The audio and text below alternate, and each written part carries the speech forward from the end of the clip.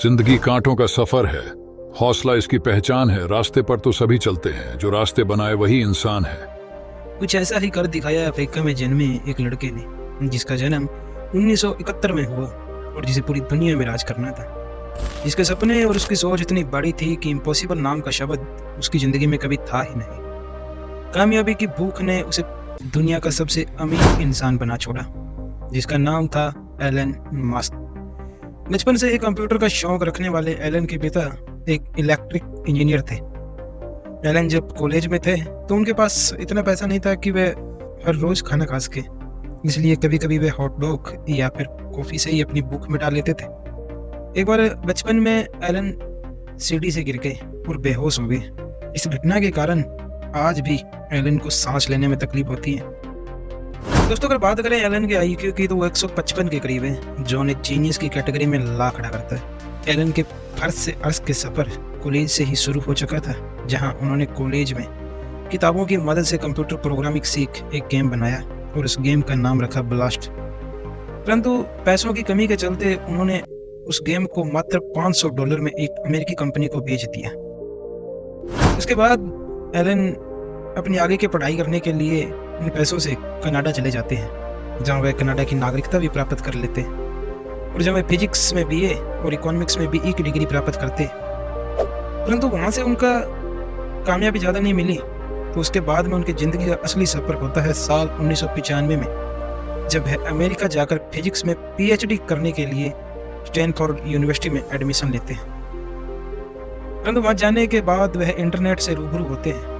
और दोस्तों, कमाल की बात है कि जहाँ एक इंसान को एक फैसला लेने में सारी उम्र निकल जाती है, वहीं इस इंसान ने इंटरनेट जानने के बाद मात्र 2 दिनों के अंदर PhD से अपना नाम वापस ले लिया और उसके बाद पूरा ध्यान इंटरनेट की तरफ लगा दिया। इंटरनेट की दुनिया को काफ़ी टाइम तक समझने के बाद में वे अपने छोटे भाई के साथ मिलकर एक जिप2 नाम की कंपनी शुरू करते हैं, जो न्यूज़पेपर को सिटी गाइड करने में मदद करती है। इस कंपनी में एलन के पास 7% हिस्सेदारी होती है। परंतु जब वह यह कंपनी की नींव को मजबूत करने में लगे हुए थे तो उनकी अपने छोटे भाई किम्बल बिंट के साथ काफी लड़ाइयाँ होती थी, जिसका जिक्र एलन की बायोग्राफी में भी किया गया है। परंतु एक बार हद तो तब हो गई जब यह लड़ाई हाथापाई में बदल गई और उनके छोटे भाई ने उन्हें हाथ पर इतना तेज काटा कि उन्हें हॉस्पिटल में एडमिट होना पड़ा।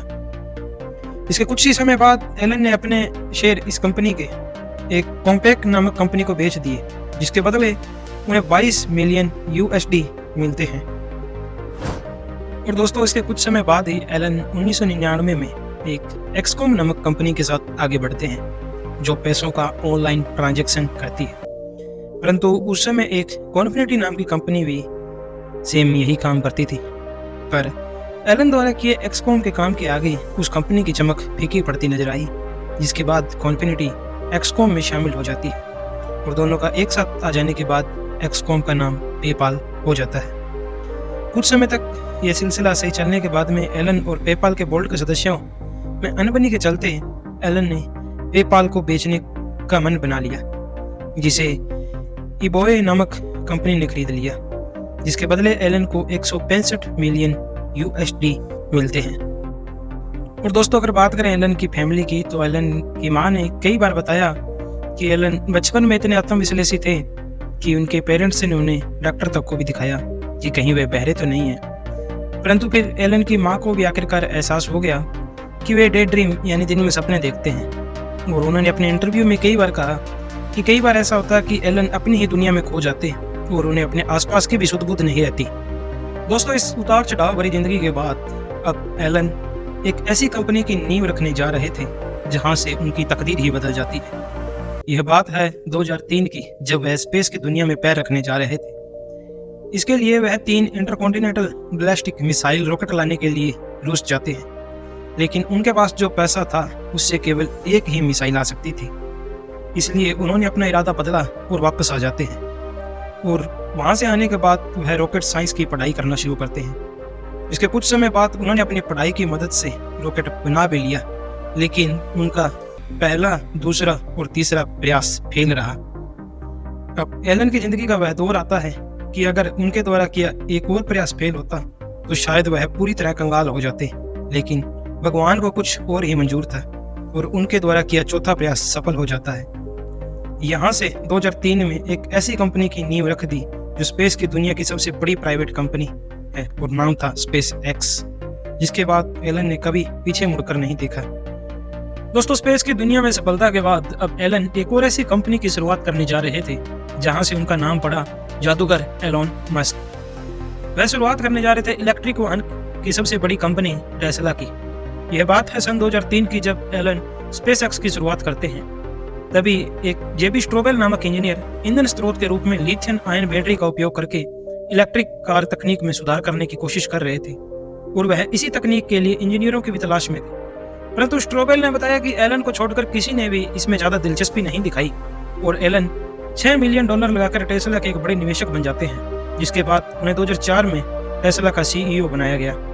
2004 से लेकर 2008 तक टेस्ला ने बहुत तरक्की की और साल 2008 में टेस्ला ने अपनी पहली कार रोडस्टर पेश की, जिसके बाद एलन ने टेस्ला की कारों की दरों में काफी कमी कर दी, जिसके चलते टेस्ला की कारों की काफी डिमांड आने लगी और आज पूरे विश्व भर में टेस्ला की कारें जाती हैं। और हाल ही में टेस्ला ने अपनी कारों में AI की मदद से ड्राइवर रहित कारें भी बना दी है।